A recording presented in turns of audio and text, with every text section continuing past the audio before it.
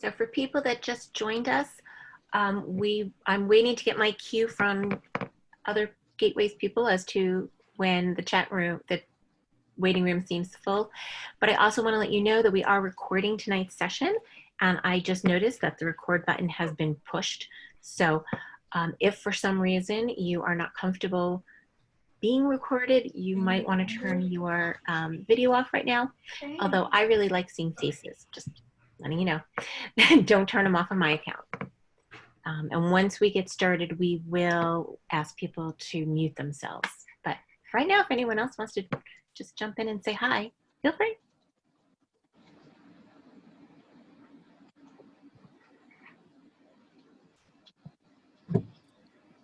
Hi, Gateways and all of the staff. This is Allison Berry. Allison. You can't see me. I'm in the dark. I'm actually commuting between my house and the temple. But we're so appreciative of you doing this. It is our pleasure. For anybody who's listening in, the thought for doing this evening's presentation was the brainchild of Temple Shalom in Newton. And we like when, you know, our partners out there give us a little nudge and give us some suggestions about what people need. So we were happy to help. David, are you thinking we should jump in? Okay. So for anybody that doesn't know me, I'm Sandy Gold. I'm the Director of Jewish Education Programs at Gateways. And I am joined tonight with my colleague, Susan Morell, who some of you may be able to see her up there. She was very helpful in putting tonight's presentation together, but now she's going to go hide behind the chat because that's what she likes to do to me, leave me out there all alone. But as we're talking tonight, if you have questions, if there are suggestions you want to make or whatever, put it into the chat. Susan is going to be responding to the chat and gathering threads and sharing information with me as I might need as we go. So please, you know, share, talk to us quietly. So I'm going to start to share my screen. So let's hope I do this right. This isn't always my forte. Hey, did I do it? Yeah. Okay. And people can still hear me, right? Mm-hmm. Great. So now if people will mute, that would be great. Use the chat to communicate. As I said, the idea for tonight's presentation came from Temple Shalom. We've been working with a lot of the religious schools and day schools over the past months, talking and sharing suggestions for how we can accommodate diverse learners in remote learning settings. And what came out of a lot of that work is, wouldn't it be great if we could offer some help to the parents as well?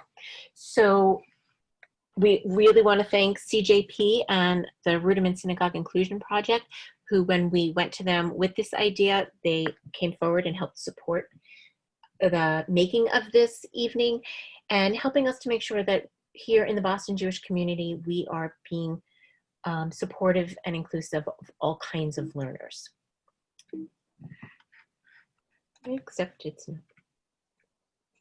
Okay, so what we're going to do tonight is look at 3 different categories of support that a parent or a caregiver would be able to provide their children. And some of this is things that you might have already heard. Some of it might be things you're already doing.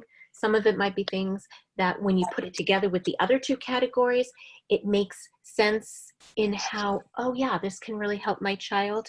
The ideas we're going to talk about are ideas that are really geared towards all learning styles, all age groups, and different settings. These ideas work whether we're talking about an after-school religious school program, a public school, a day school, a private school. There should be ideas and strategies that would cross all of those settings. So we are going to start with the basics. And this is what you've been hearing all along, that kids need structure, they need routine, they need schedules. All of these things that are on here are things that happened naturally when our kids were leaving the house to go to school. And we didn't realize how naturally a lot of these things were happening. but you had a routine. You got up in the morning, your child ate breakfast, you packed a lunch, or you made arrangements for your child to get lunch at school.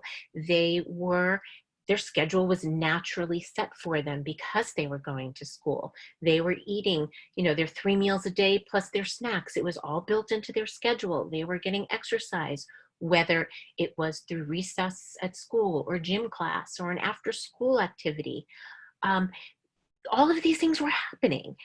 And when we pivoted in March so suddenly, I think a lot of us were kind of taken aback and didn't realize how much this process of going to school gave these things to our children. And initially, I can only speak for myself. In the beginning, I was, okay, I'm on this. And I was making meals for my family 3 times a day. And I had this. It got tired really quickly. And I can honestly say that by the summertime, if my kids said, "Oh, I'm just going to have cereal for dinner," I was like, awesome. And that's not to say that you always have to go out and cook your child a 3-course perfect meal, but to remember that children do get their fuel for learning from their healthy living habits around them. And we want to keep that in the back of our heads. And now that we're not pivoting and we are more intentional with this decision to be learning remotely, we need to remember these basics and build them into our lives because they're not getting them from school in the same way. So the first category that we are going to look at is social emotional learning. And you've probably been hearing a lot about concerns for children's mental health during this extended learning from home pandemic, whatever you want to call it, situation. And the thing is, schools spend a lot of their time focusing on social emotional learning during the day, just like there are standards for math and for language arts and social studies. There are social emotional learning standards as well that schools follow and build into the context of their day and their work. So what does that mean for parents, and how can parents help with this role? Well, it's understanding that social emotional learning includes the ability to recognize and name one's own emotions. When you can first recognize what you're feeling, then you can manage those emotions. And right now, we're all dealing with a lot of feelings and emotions. And I mean us, the grown-ups, just as much as I mean the children. Things are coming at us rapidly and changing. You think you know what you're feeling and wondering about and needing to deal with one day, and the next day the news changes and there's new statistics and your school comes out with a new plan. It feels like things are changing all the time, and we need to really remember that children bring their whole selves into their learning. Their whole selves include the good and the bad. It includes the positive and the negative. It includes the happy and the anxiety. It includes all of these feelings. And a child who is weighed down by anxiety or worried is just not going to be able to learn the same way that a child who is feeling comfortable in their emotions is going to be able to learn. This is a mood meter. I'm not going to go into a lot of detail on it. Your kids see things like mood meters and stress meters and all of those things at school on a regular basis. It's something that teachers do to get a pulse on what's happening in their classroom, and they're important. But it's also important that we don't turn our homes into a classroom with our children. So a mood meter like this may really help a conversation in that it gives vocabulary and it gives labels to all sorts of emotions and feelings, and it helps you group them and cluster them into categories. But at the same time, I think many of us, if we were the parent and we approached our child and said, let's look at the mood meter today and figure out where we are, they are going to run as far as they can away from you. But we really do want to know how our kids are doing, and we can ask them. And the reality is, under normal circumstances, it's sometimes really hard to get honest answers out of our kids. I lived with a teenage boy who, if I got more than one word at a time out of him, I considered it to be a really good day. And now we're in what's called traumatic circumstances. Although it's no longer that intense fear that many of us had in March when this all happened so suddenly, it's still a traumatic circumstance in that this is not what learning is supposed to look like for our children. This is not what they would like to be doing for the most part. And it's not, it's not, it's not what it's supposed to be, if we're going to be really honest. And so under a traumatic circumstance, it is even more likely that you are going to get kids, and especially tweens and teens, responding with a defense mechanism.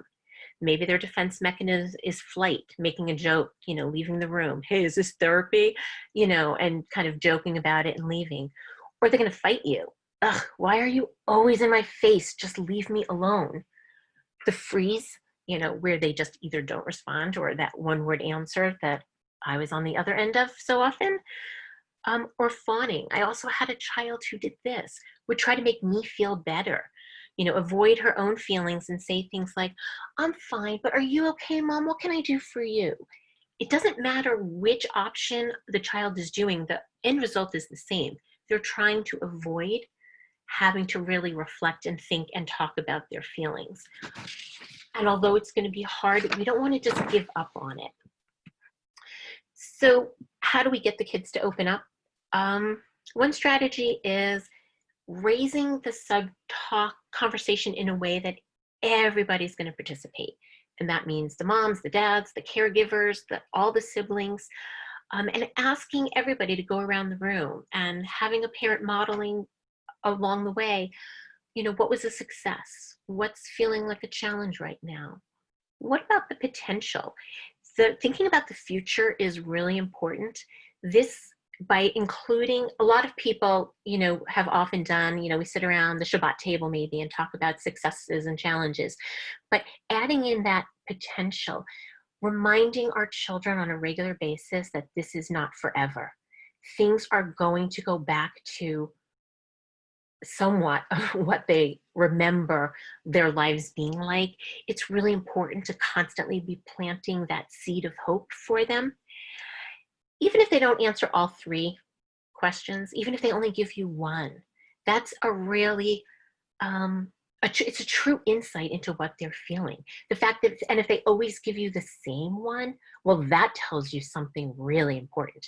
If they can only focus in on the challenges, that gives you some really important information about where your child is at that moment. If they're only talking about the future, well, that tells you something really important about where they're at. And then you have a starting point for how do you help them. Sometimes you are going to find out information about what they feel good about that you didn't know before. I found out that one of my children actually likes remote classes. He found that he didn't have all the distractions that used to be in the classroom for him. So there's a lot of learning that we can do by having conversations with our kids in a way that they feel comfortable participating. Maybe your family is a Shabbat family, and this is a good time to do it. Maybe midweek is better, do a midweek check for your family. Whatever's going to work for your family is what's going to be great. Something else, though, that we're seeing a lot of is kids expressing frustration and melting down. And this is often a manifestation of anxiety. And there's a lot of anxiety right now. And some of it is the same old stuff. It's, problems with siblings and problems with parents, issues with friends. Some of it's new stress, learning from home, navigating the loneliness that some of the kids are feeling, different issues with friends. In March, everybody was home. But now what we are seeing is there are families that are still in the exact same mode that they were in March. And we have families that have expanded their bubbles and really expanded what they're comfortable with letting their children do. So we have children who are feeling left out socially because they know their friends are getting together. There's lots of things causing anxiety for our children. And this is a technique that psychologists recommend to help ground them again. Help them get back in control of their emotions by asking them to be so concrete and in touch with their senses. It gives their bodies a chance to kind of spiral down out of that anxiety that they've gotten themselves into, and help them get back to a place where they can function again. Because remember, when our children are not feeling grounded, and if they're feeling too anxious, they're not going to be doing learning. And there's already a lot of new obstacles in the way of their learning. So it's even more important than ever that we help with this social emotional piece. Another buzzword that you have probably heard is mindfulness, that state of being conscious or aware of something. A lot of mindfulness around your body was, again, built in naturally in a child's school day. There were snack breaks built in. There were bathroom breaks built in. There was a process. If you needed to go to the bathroom, you signed yourself out on whatever system your teacher had. Many of the teachers would bring in, body and brain breaks and do little stretches with the children in the middle of activities and give them pointers. Okay, we're about to do a really long writing assignment. Let's all start with a stretch. This is stuff teachers did naturally. And while some of them may be carrying it over remotely, we also have to remember that there's a lot of time where our children are working asynchronously while they're working remotely. And so the teachers aren't there to be that constant guide for them. And so that's a role that a parent can take on a little bit. When you see the children really losing their focus and really starting to squirm, asking questions like these and helping the children get in touch with what their bodies are feeling, and the same with their environment. We sometimes forget as grown-ups, we're in a meeting and you don't want to be seen. So, some of you put your video off. That's your choice. You're in a meeting and you have to go to the bathroom. You excuse yourself, you go to the bathroom. You're feeling like it's dark in your office, you turn on a light. Our children have never really been in charge of their environment to that level before. Teachers control the environment. So again, helping the children start to identify these environmental pieces which might be interfering with their ability to really connect with their schoolwork. One of the things that preschool teachers do is self-talk. And by self-talking and talking out loud, we're constantly modeling for children what we're doing so they can learn from us, and then they can grow in their self-awareness. It's really helpful. And so it's not as crazy an idea as it sounds. Preschool teachers have been doing it for years and years, and doing it now at the parent end. Oh, I know I have a lot to do today, but my desk is looking really messy. I'm going to, take a couple of minutes and clean it up. Whenever you can talk out loud and share with your child the reason you're doing the things you're doing, you are replacing what they're missing by not being in the classroom and what they used to get naturally. And then the other buzzword you may have heard a lot about is growth mindset. This idea that there's two ways of looking at it. One's a negative, one's a positive. We are noticing that kids are really getting down on themselves for things that they didn't get down on themselves about before. And that's one of the ways that the pressures of remote learning manifest itself in children. If you're in the classroom and something's really hard, you have a lot of resources right around you. You have the child sitting next to you. You have the child at the next table. A lot of classrooms have something like 3 before me. Ask 2 other kids before you come to the teacher. All sorts of built-in support mechanisms are there that they're now missing in some way. So being aware of how your child is talking about themselves and about their work and helping them in that growth mindset. Maybe this didn't work for you, but what could you try differently? I'm sorry that this was hard for you. Sometimes things take a long time before you get a new skill, and really modeling for them and using that language so that they hear it and kind of try to replace what they're missing from being in the classroom. I would guarantee that 90% of your children had some sort of poster with growth mindset language hanging in their classroom. It's something that is very much a part of schools today. So while we're working on their mindset, we need to remember that children really thrive with specific and authentic praise. It's so easy to say, yep, proud of you. Yep, you're doing a great job. But they've lost their confidence in a lot of ways. And things that used to come easy to them may not be so easy in this new environment. And so we have to help them find what they're good at again and help them understand where they do fit in.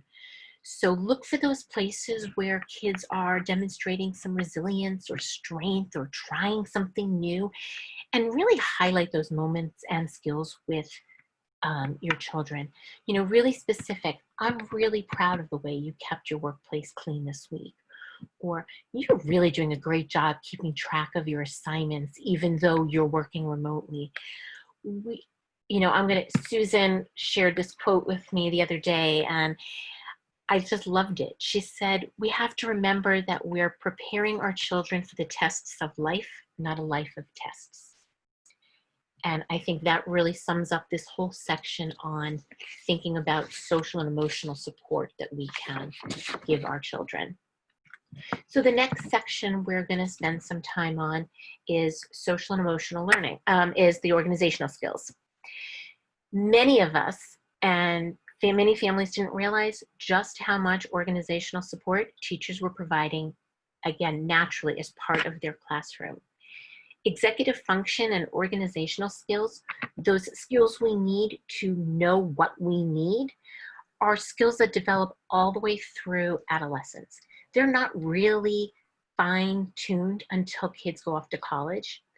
And so a lot of our children are going to need parent support in this area in order to be successful learning remotely. So what will that look like? Well, first of all, it sounds very basic, but where are they doing their work?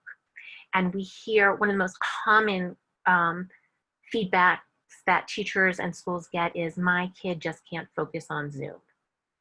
And that's why we really need parents to help find a place that's going to be the right place for each child to work.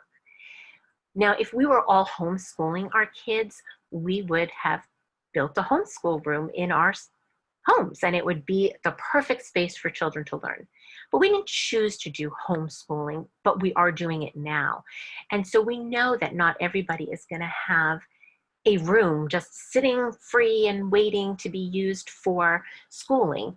But we do need to think about, well, where is it? You know, sitting in the middle of their toy room might not be the best place.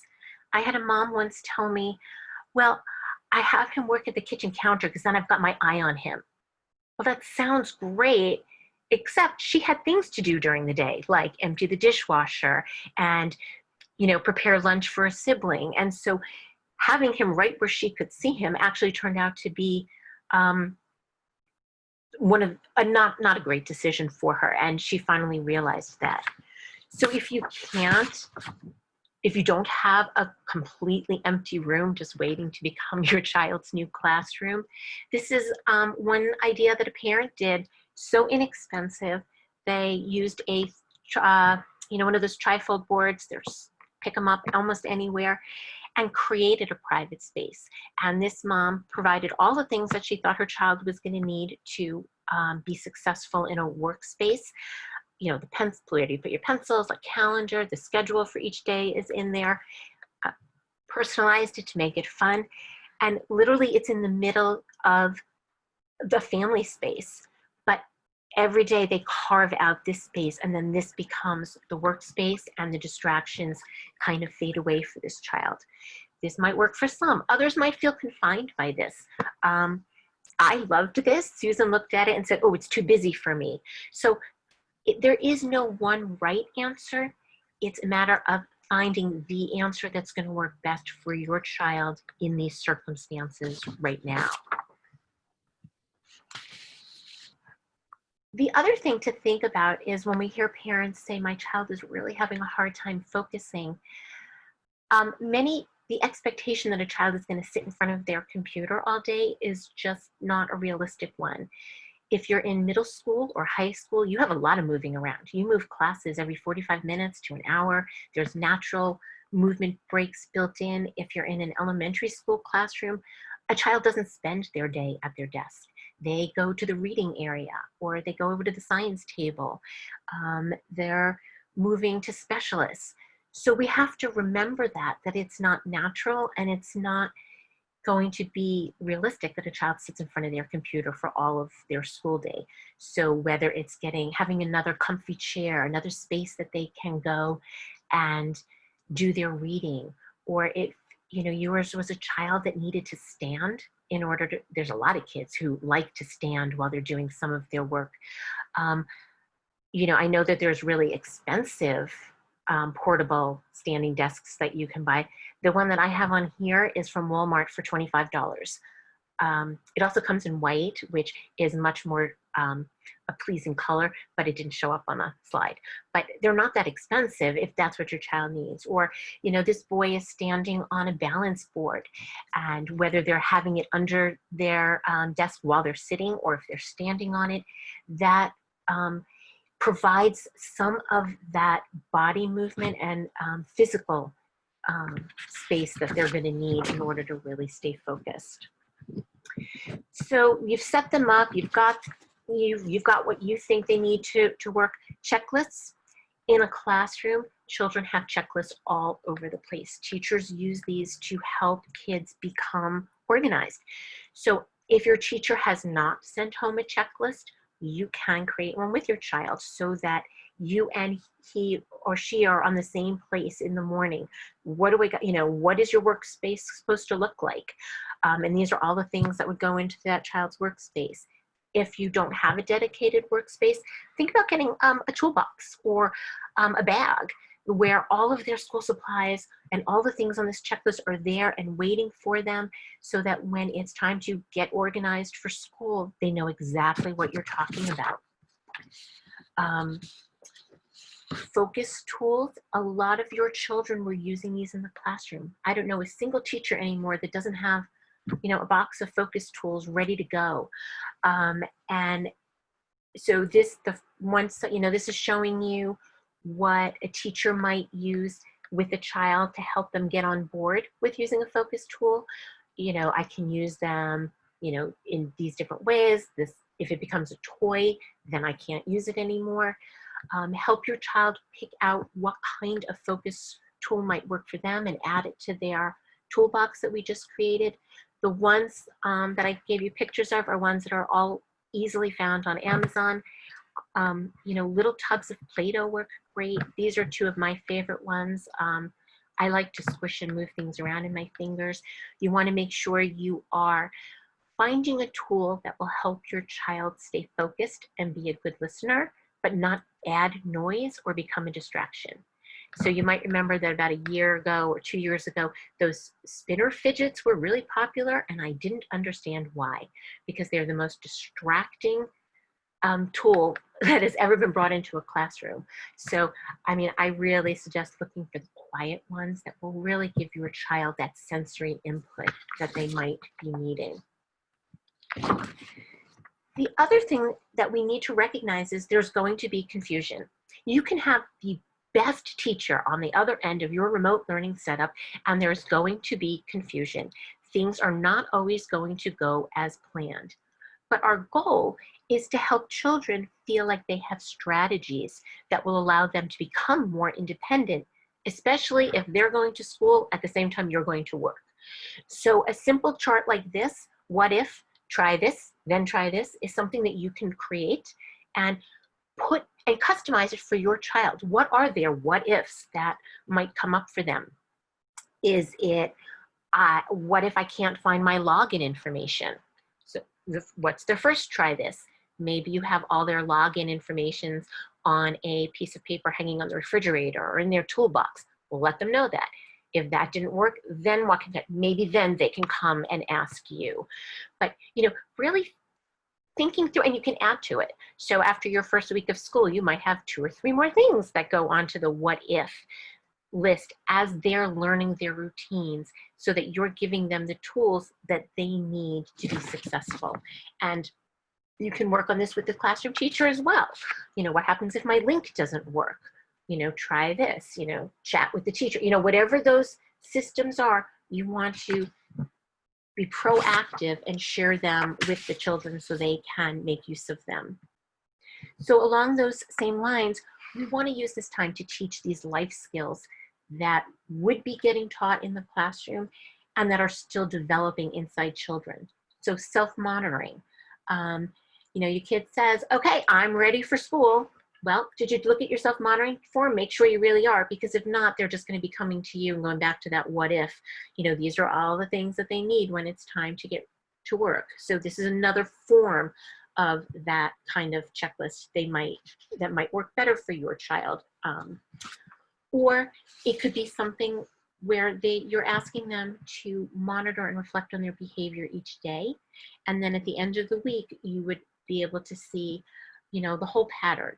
Did they get their homework done? Did they get their classwork done? You know, their comments about how they did in terms of paying attention in class, you know, because they'll have, you know, it says add your notes on the back. Getting that kind of information will allow you to share that information with the teachers so that they can help the children as well. You'll look for patterns. You can't make changes in behaviors or problems that are happening if you don't have all the information. So considering bringing in some sort of self-monitoring plan so that you can get to that information will be really helpful. So now the biggie, the one that I know a lot of you tuned in wondering about, parents' role in supporting academics. Parents are not the teachers, but you are one of the biggest support people in a child's life right now. Even if that's not what you intended, that is where we find ourselves. So it's really important, though, to understand the difference between you are your child's support and helper, but no one is expecting you to be the teacher. What we're learning to be helpful and supportive without being responsible for the teaching is really our new reality. And one big difference between March and now is March was reaction teaching. The teachers were not ready for this remote learning. The parents were not ready for it. There was a feeling that the schools were not doing their job. There were parents worried that their children were going to be falling behind. But we are in a new normal now. And so nobody is looking back at what happened in March. Now we're looking at what do we need to be successful for the start of this school year when we're going to be remote. You're not typically in your child's classroom. So you are going to suddenly see things that you never have seen before. And part of what we are asking parents to do is, and just so you know, I said the same thing to the teachers in reverse, give the teachers the benefit of the doubt. So I told the teachers, give the parents the benefit of the doubt. This is not what teachers went to school to do. This is not what parents initially signed up for. Everybody is really doing the best that they can. And we need to start with that as a ground level, you know, basic understanding. Everybody's trying. It's not always going to be perfect. It's not always going to be great. But my job is to support my child and work with the teacher to get what my child needs academically. But nobody is asking you to jump in and become the teacher. Something that you can do is really make sure that you understand whatever online platform your school is going to be using. And it may be that your school and your religious school are using different platforms. And maybe it's a platform you're really comfortable with, which is great. And sometimes your platform is going to be brand new to you. The good part is I have not found a single educational platform out there that doesn't have a tutorial of some sort on their website or on YouTube. And when it's not realistic or reasonable to ask you to suddenly be able to teach long division or trope, but it is reasonable to expect that, especially with the younger children at home, that you're going to know the platform, so that if your child's question is, I don't know how to chat with my teacher, or I don't know how to mute myself, or I don't know how to get into the Google Classroom, that's the kind of help that makes a big difference. Because if you can help your child at that level, then their anxiety stays lower because they're getting the help they need, and then it's their teacher's responsibility on the other end. So your job is really to get the child back to the teacher and pass that responsibility back. You know, someone put into the chat that their having a hard time seeing how a kindergarten teacher is going to be responsible for my kids learning in this context. And that's a really great, I'm not going to say it's a great comment. It's a valid concern. You know, young children were not, you know, made to be learning over remote channels. But what I can say is there's a lot that can be done. I did a workshop over this summer through the Paradigm Project, who are completely, their whole mission is early childhood. So it's all preschool and kindergarten for the most part. And I was truly blown away by some of the suggestions and that I was hearing and seeing. And there were pre-K teachers getting online and sharing what they had done. And so, you know, we are working with teachers. I can't promise you that your kindergarten teacher has thought of this, but a lot of the way the learning works when we're using remote with young children is to flip the model, that all of these amazing teachers were dropping off materials and packets and things at children's homes or mailing it to them. And children were doing things on their own, and then when they came onto the big screen, it was to share what they had done. So it looks different. And, you know, I think it isn't realistic to think that a 5-year-old is going to take complete control over their learning and be independent. You know, yes, there is a level of supervision that is going to have to come from someone else who is not 5 years old, but it is doable. It really takes some thoughtfulness and intentional planning, and I'm really optimistic that given the time that just like I started taking webinars all summer, I know that my friends who are teachers have been doing the same thing, and so I'm really optimistic that we're going to see some differences than what we were seeing in March, because people have had time to think and plan and really dig deep into some resources. Parents and teachers are true partners in terms of this academic piece, and communication is probably going to be the most important thing that happens both between the teacher and the student and between the teacher and the parent. The teachers are on one end of the screen, and there's a lot they're not going to know. And like I said, you know, have kind of bird's eye view into what's going on in your child's learning environment. And you can be helpful and not see it as tattling, but you know, the teacher may not know that your 4th grader has figured out how to text on his computer, and that while he looks like he is very, you know, focused on that, you know, screen, that he's really texting with his friends.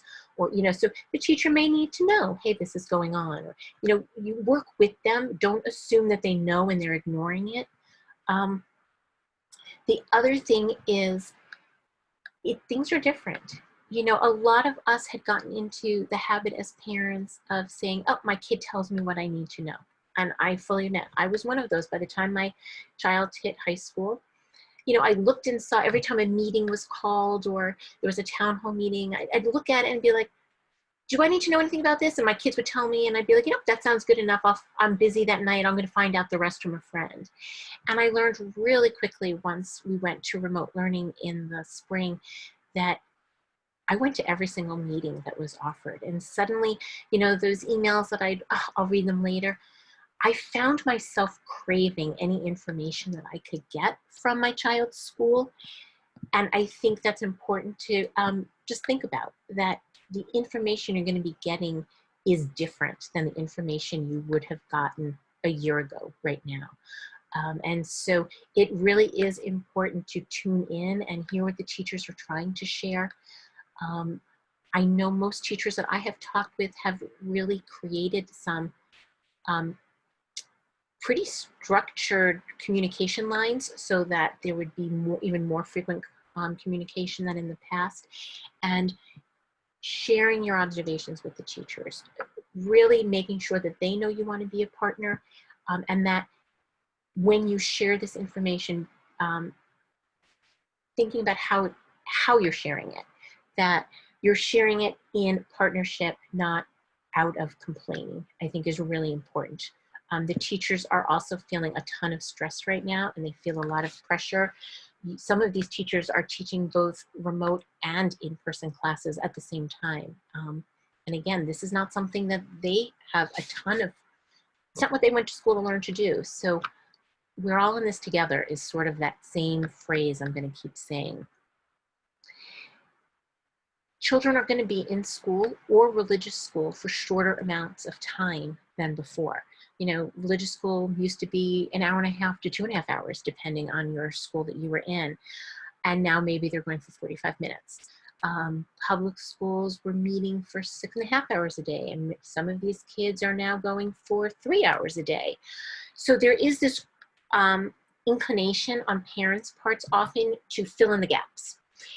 So I hope that this schedule that this parent created for their child is just as anxiety producing for you as it is for me. We do need to fill in the gaps to some extent, but they don't need to be this filled in. Remember that sometimes children doing nothing is a good thing. But if you are feeling like my kid needs more structure, my kid's not good at doing nothing, think carefully about how you're going to fill in those gaps.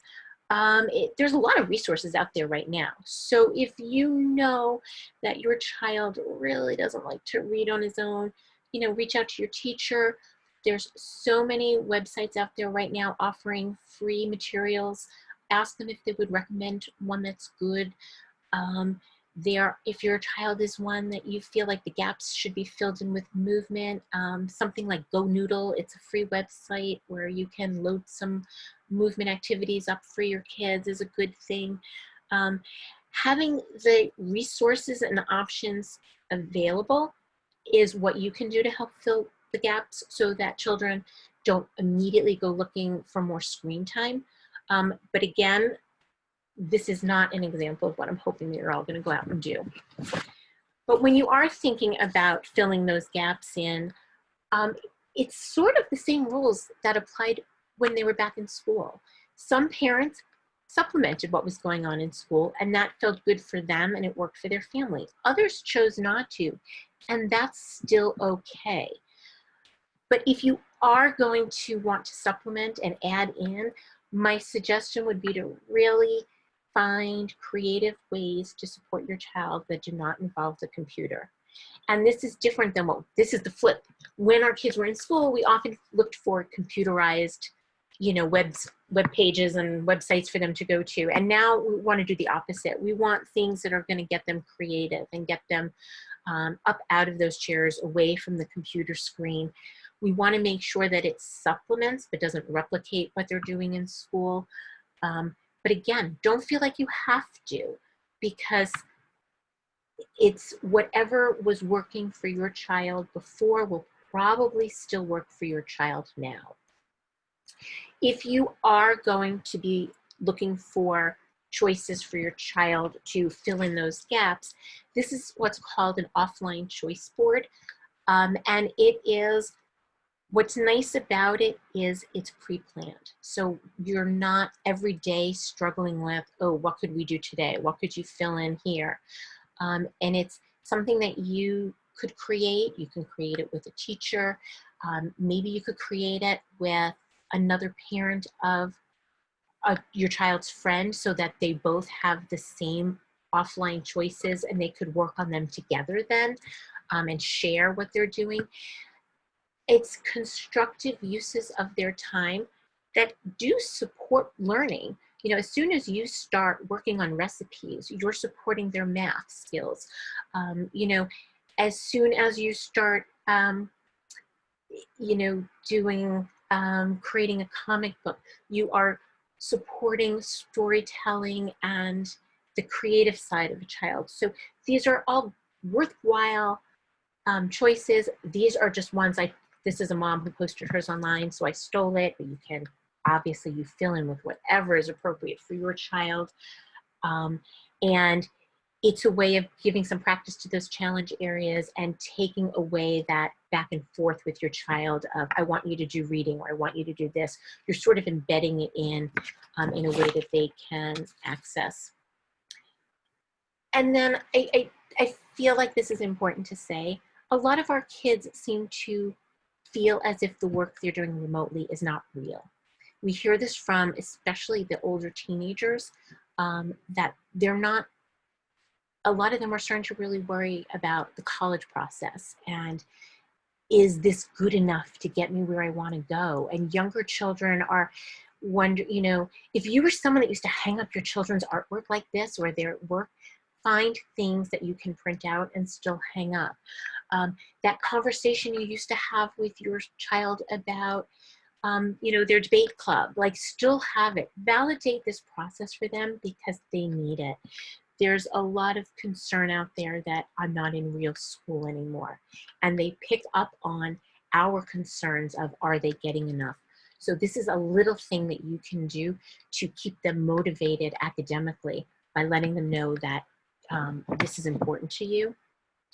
Ultimately, the most important lesson our kids are going to walk away from this whole remote learning time is resilience. We need it for ourselves. We need to be kind to ourselves. We need to be kind and help our children understand that not every day is going to go perfectly.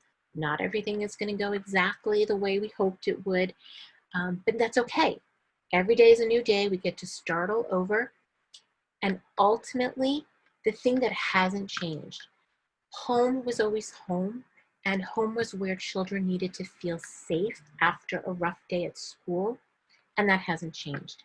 Even though school is happening in your home, they still need to have some separation between what's happening on the other end of the screen at school and you. And ultimately, the most important job that you're going to have is to create that safe space for your child and still be their parent. So that is the end of what I had prepared. I know Susan's been like watching the time for me. I'm gonna stop sharing my screen so that everybody can see each other again. And I'm going to actually ask Susan to jump on in and let me know if there are questions that were coming in. Are there other conversations that we should be having? I think we could open it up now. I think if everybody wants to go off speaker and we can, there are no questions in the chat right now, but I have a feeling there are some on people's minds.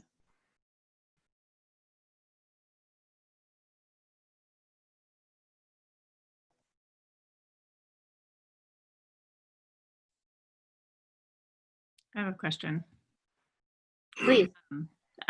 This is Carrie Bornstein. Carrie. I would love some advice. First of all, thank you for all of this.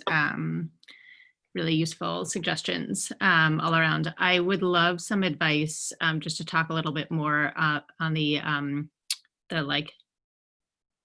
remote learning being increased screen time for kids.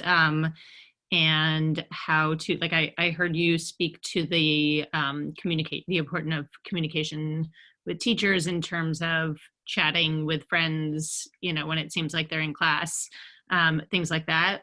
This has been a major thing for us in the texting with kids, but also the like having the Zoom open while playing a game in another window.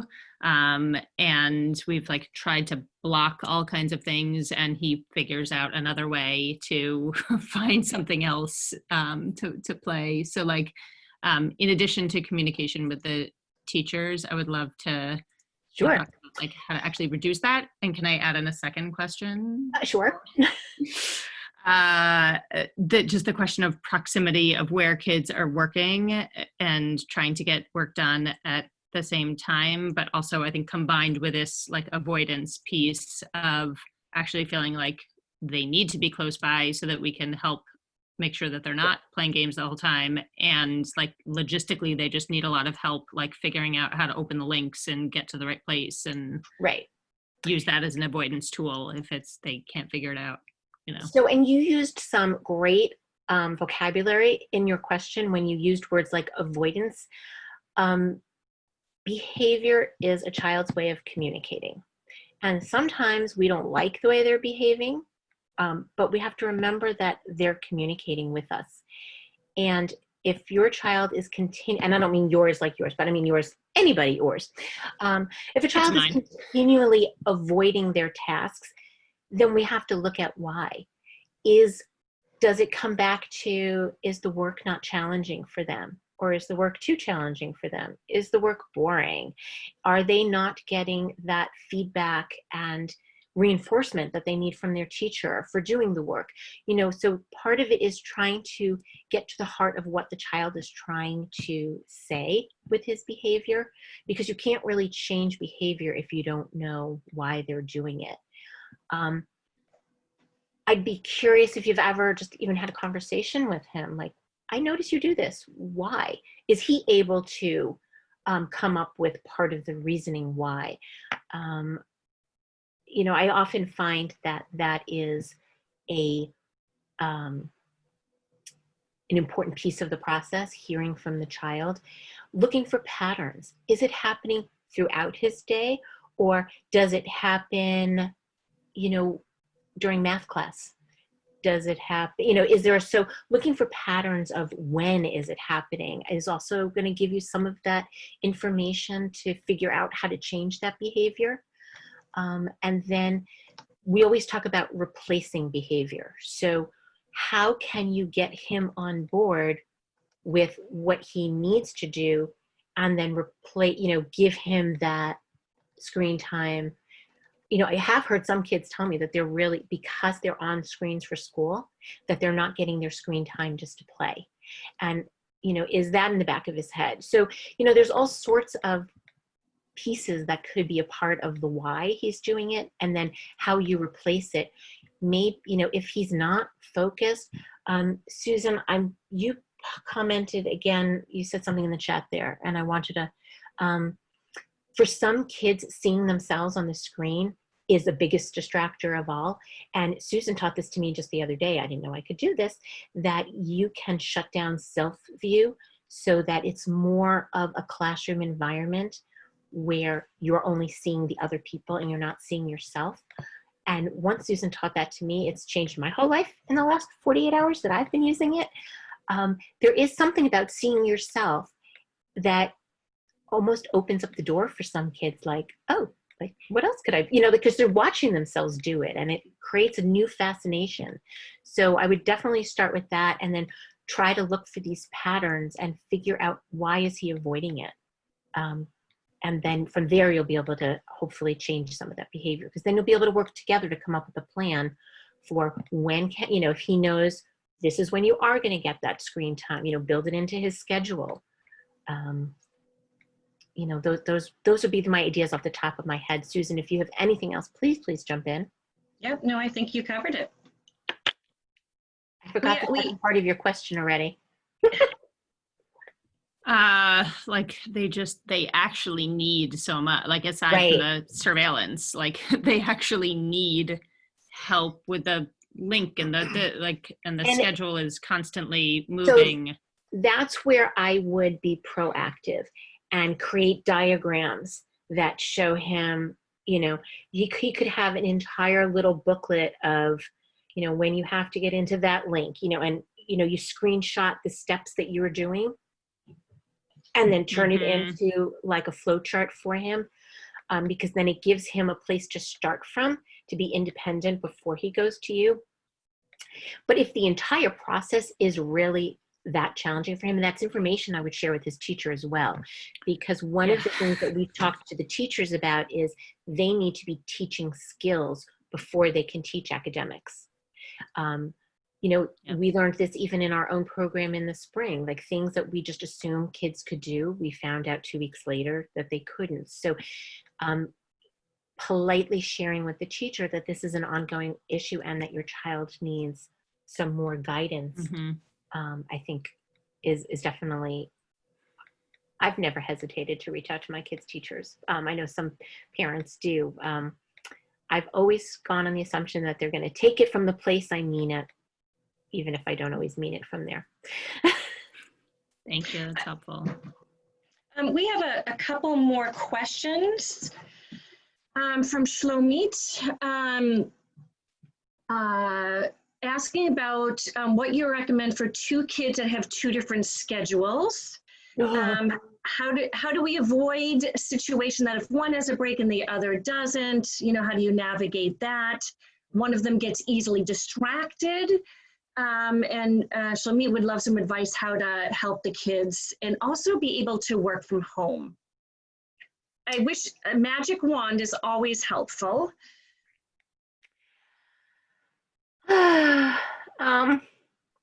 Mary Poppins, I don't know. It's hard. It is hard. I think the part about the schedules being different is something that you're going to have to sit down with both children and have an honest conversation and point it out to them. And it's kind of putting it into, what I have been finding helpful is to put things in the context of if you were in school. And it's kind of like when you're sitting in your classroom at school and another class has gym and they, are passing you by in the hallway and you're sitting there doing math and they're going to someplace more fun. Or you've got a classroom with windows and you can hear and see out your window that there are kids out on the playground getting a recess and you're in your classroom and you're still working. I think if you put it in that kind of context for them, it makes sense because that's what they're used to. And you can ask them, so when that would happen, when you were in your classroom, but you could hear the other kids outside at recess, what did you do to stay focused on, your work? I think the more we can involve children in these conversations and coming up with the solutions, the more successful they are. I'm always amazed what kids come up with. They have ideas and it's their problem to some extent. And so asking them to be a part of the solution and putting it into a frame that makes sense to them is going to be really important. In terms of the one gets easily distracted, if they have to be working in the same space, those trifold boards could help. Having one of them or both of them using earphones to block out so that they're connected straight into their computer so that you can't hear what's coming out of the other computer is also really helpful. In terms of trying to get your own work done, I wonder if creating a schedule for the whole family where the schedules that I had shared with you were schedules of the kids, but what if there was another column with your things so that as you're having this conversation with the children about what it's like for them to have to work when someone else is getting a break, for them to also see, hey, mommy's got the same problem because I have to be working at these times too, and making it very visual and very concrete for the children, I think could possibly really help. It's use this as an opportunity to be teaching some of that empathy, go back into those character traits that we are ultimately more important that we raise caring and empathetic children than any of the academic skills that they're working on at any given time. It goes back to what Susan said, that we're, raising them for, say it again, Susan, a life of for the tests of life, not necessarily for a life of tests. I also think what might be helpful is, if your children are the type of children that always have questions and it's really difficult for them to hold them for any length of time, is to give them, a special color piece of paper, and whenever they have a question, put it down there. And they're able to determine the timing that you will answer them. So mom is going to work for, until 1 o'clock. And at 1 o'clock, I will, we will, answer all of these questions. That's a good one. We use that strategy a lot. We call it like the parking lot. They have Post-it notes and they, and when I was in the classroom, I used to find with the kids that if I asked them to put their questions onto a Post-it note and put it in the parking lot, a lot of times the urgency dials down really, really quickly. And by the time we get to them, the kids are actually like, you know what, I'm fine. I figured it out already. So it's a similar concept.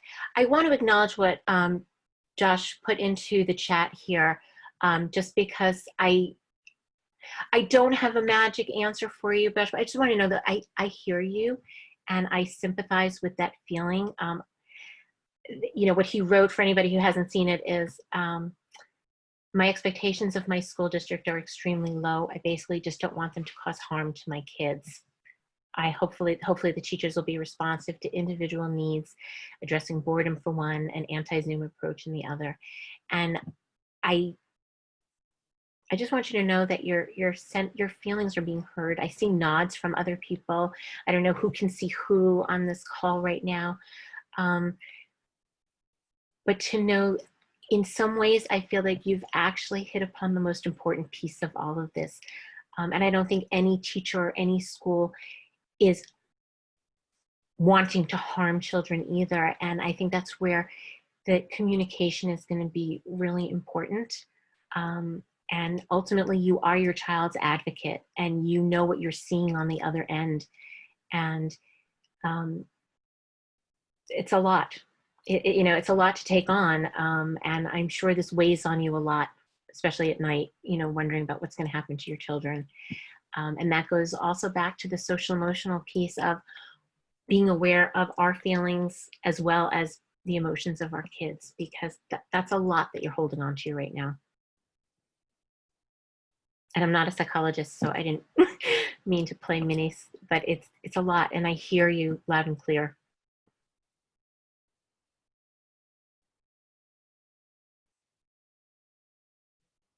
It is a few minutes after 9, and we had said we were going to wrap up at 9.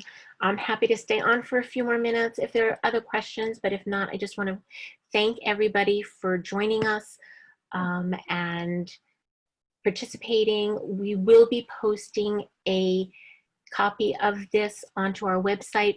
It'll give us a couple of days, and then someone had asked about links to some of the, so we will create a space on our website with a recording of tonight and links to any of those resources that we had in the presentation. Just like I said, just give us a couple of days and we will get that out to you as soon as we can.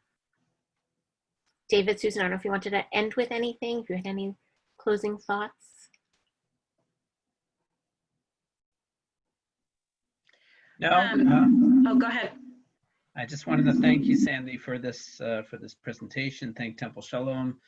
Thank Ruderman Synagogue Inclusion Project for their sponsorship, and know that this is tough stuff on anyone. But I guess the one closing thought I would add is that school and this, in terms of the learning expectations, they might need to be a bit lower. But getting kids will be able to catch up over time in terms of their academics. What's really important is that they feel comfortable as learners, comfortable either in their homes or in a hybrid model, and that's much more important, that they have positive associations towards school.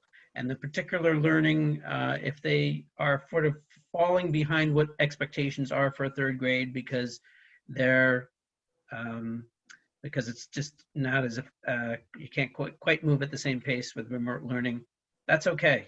They can catch up. They will catch up over time. What's more important is that you put them in a position to be able to love learning throughout their school careers. I just want to say a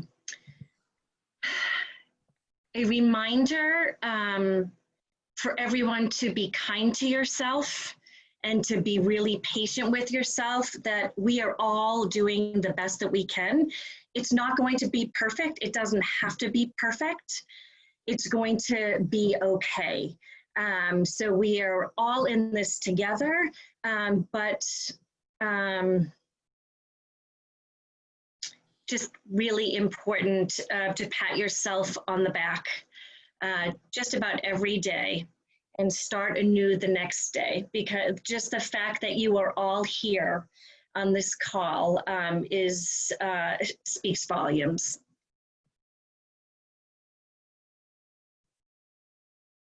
Okay, so thank you all. And don't hesitate to reach out to Gateways if there is something that we can do to be supporting you and your children. That's what we're here for. Thank you. Thank you so much. Thank you.